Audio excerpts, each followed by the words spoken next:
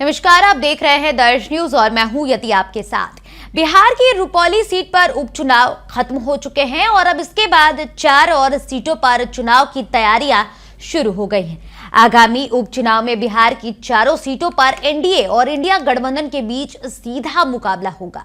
हालांकि एक सवाल इस बार के रुपौली चुनाव के बाद लगातार उठ रहा है कि क्या रुपौली की तरह ही इन चारों सीटों पर भी निर्दलीय उम्मीदवार एनडीए गठबंधन और इंडिया गठबंधन का खेल बिगाड़ देंगे।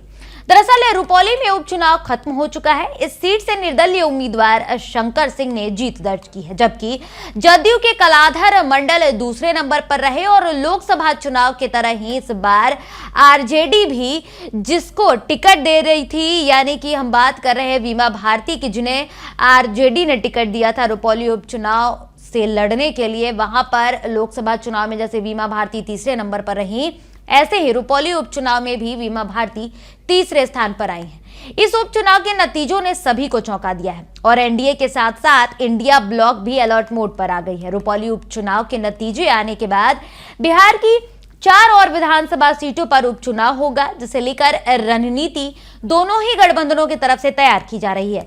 जिन 4 सीटों की हम बात कर रहे हैं उसमें तरारी, रामगढ़, बेलागंज और इमामगंज शामिल है। एनडीए की बात करें तो 4 सीटों में से रामगढ़ और तरारी सीट पर बीजेपी, बेलागंज सीट से जदयू और इमामगंज सीट से जीतन राम मांझी की पार्टी अपने उम्मीदवार उतार सकती है।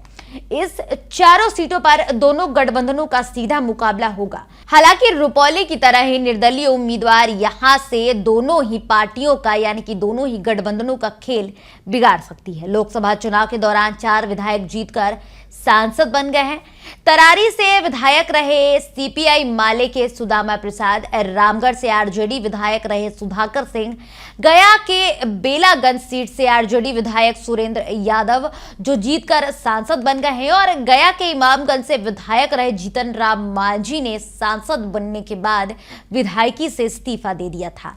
अब इन चारों सीटों पर जल्द ही उपचुनाव की घोषणा होने वाली है। ऐसे में ये उपचुनाव को आगामी बिहार विधानसभा चुनाव का सेमीफाइनल माना जा रहा है। तो आपको क्या लगता है, इन चारों सीटों पर किस पार्टी का बोलबाला रहेगा? और दूसरा सवाल यह भी है कि क्या यहां से, जैसे कि रुपौली में देखने को मिला, निर्दलीय प्रत्याशी की जीत हुई है। लोकसभा चुनाव में अगर पूर्णिया की बात कर ले तो यहां भी निर्दलीय जो प्रत्याशी थे पप्पू यादव, उन्होंने जीत हासिल की थी। तो क्या इन चारों सीटों पर भी निर्दलीय उम्मीदवार ही बाजी मार लेंगे? आप हमारे कमेंट सेक्शन में जरूर बताइएगा। फिलहाल के लिए इस खबर में इतना ही।